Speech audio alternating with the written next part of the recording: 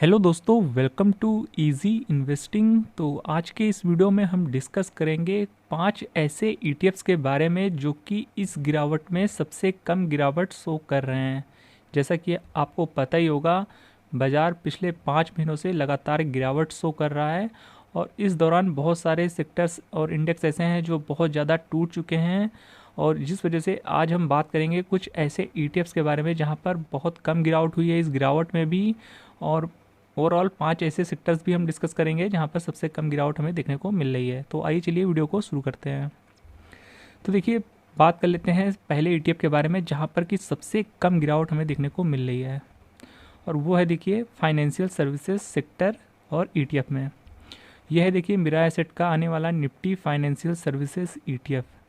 और अगर आप इस गिरावट में देखेंगे जो कि तकरीबन सितंबर के एंडिंग से हमें गिरावट देखने को मिली थी, तो देखिए सितंबर के एंडिंग से देखेंगे तो इस वाले ईटीएफ में यानी इस पूरे सेक्टर में सिर्फ लगभग 0.8% की ही गिरावट है, जहां पर आज बहुत सारे सेक्टर्स ऐसे हैं जो कि 25% तक क्रैश हो चुके हैं। तो ये वाला एक ऐसा सेक्टर है, ईटीएफ है, जो 0.8% की ही गिरावट शो कर रहा है इस लंबी और बड़ी गिरावट में। तो अगर आपके पास ये वाला ईटीएफ होगा पोर्टफोलियो में तो यहाँ पर आपको बहुत कम गिरावट देखने को मिल रही है। तो चलिए अब हम बात कर लेते हैं अगले सेक्टर की और देख लेते हैं कौन सा है अगला ईटीएफ।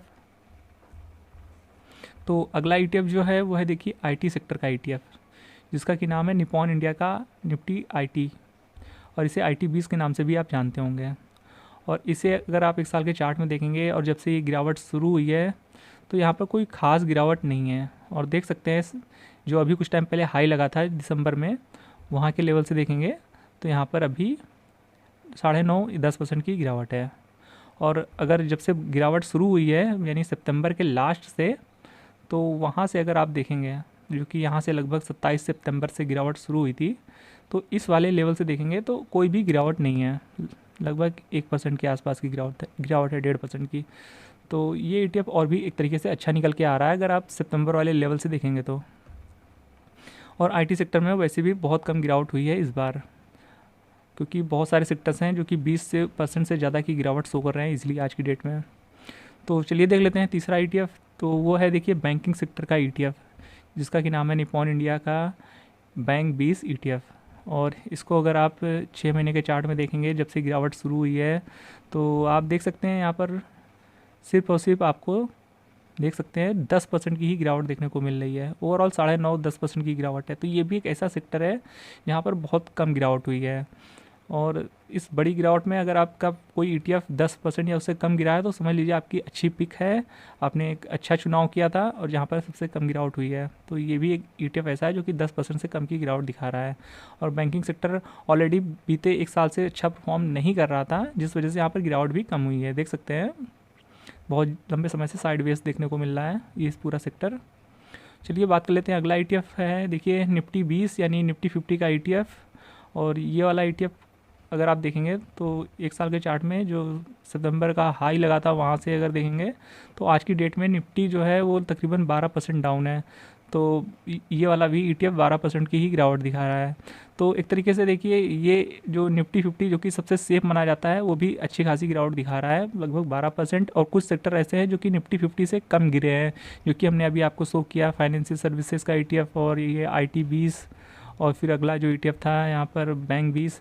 तो बहुत सारे ऐसे ईटीएफ है जो कि निफ्टी से भी कम गिरे हैं। और आप एक तरीके से ऐसा भी नहीं कह सकते हैं कि निफ्टी 50 क्या ज़्यादा रिस्की होता है as compare to IT sector या फिर जो फाइनेंशियल सर्विसेज है। देखिए हर गिरावट में सिनेरियो अलग अलग होता है, कुछ ईटीएफ ज़्यादा गिरते हैं यानी कुछ सेक्टर ऐसे होते हैं जो किसी गिरावट में बहुत ज़्यादा गिर जाते हैं, या और अगली बार हो सकता है आईटी आपको सबसे ज़्यादा गिरता हुआ देखने को मिले। मतलब आगे चल के कभी कोई ऐसी गिरावट आती है तो हो सकता है वहाँ पर फाइनेंशियल सर्विसेज गिरावट को ज़्यादा लीड करे। तो ऐसा आप नहीं कह सकते हैं कि क्योंकि यहाँ पर गिरावट कम है तो ये निफ्टी 50 से बेटर है, ऐसा नहीं कह सकते हैं। हर गिरावट में सिचुएशन डिफरेंट होती है और कुछ सिनेरियो ऐसे होते हैं जो कि कुछ सेक्टर्स के लिए अच्छे संकेत नहीं देते हैं, तो इस वजह से गिरावट ज़्यादा हो जाती है। तो ऐसा हम नहीं कह सकते हैं कि यहाँ पर गिरावट कम है तो ये सेक्टर निफ्टी 50 से सेफ़ है। बाकी चलिए अगला सेक्टर देख लेते हैं कौन सा है। देखिए पांचवा सेक्टर जो निकल के आ रहा है वो है देखिए फार्मा सेक्टर का ईटीएफ, जिसको कि फार्मा 20 के नाम से आप जानते होंगे। और इस वाले सेक्टर में देखेंगे तो यहाँ पर जो सितंबर के टाइम से जो गिरावट शुरू हुई है, तो तकरीबन यहाँ पर आप देख सकते हैं क्लियरली 10% की ही गिरावट है। तो इस वाले सेक्टर में भी बहुत कम गिरावट देखने को मिली है। तो अगर ये वाला ETF आपके पोर्टफोलियो में है तो यहाँ भी आपको बहुत कम गिरावट देखने को मिल रही होगी। तो ये हैं वो 5 ETF और 5 सेक्टर जहाँ पर हमें बहुत कम गिरावट देखने को मिल रही है, जिसमें एक इंडेक्स का ETF था जो कि निफ्टी 50 का ETF था। तो अगर इन सभी ETF में से कोई भी ETF आपके पोर्टफोलियो में होगा तो वहाँ पर आपको बहुत कम नुकसान देखने को मिल रहा होगा, क्योंकि ये गिरावट एक ऐसी गिरावट है जहाँ पर बहुत सारे सेक्टर ऐसे हैं जो कि 20% से ज़्यादा गिर गए हैं, जिससे निवेशकों को काफ़ी नुकसान देखने को मिल रहा है उनके। तो देखिए ये थी 5 ऐसे ETF की लिस्ट जहाँ पर बहुत ही कम गिरावट देखने को मिल रही है इस गिरावट में भी। तो होप ये वीडियो आपको इन्फॉर्मेटिव लगा होगा। वीडियो पसंद आया हो तो वीडियो को लाइक जरूर कर दीजिएगा, और ऐसे ही वीडियोस को देखते रहने के लिए चैनल को सब्सक्राइब करना बिल्कुल भी मत भूलिएगा। तो फिर मिलते हैं नेक्स्ट वीडियो में, तब तक के लिए गुड बाय।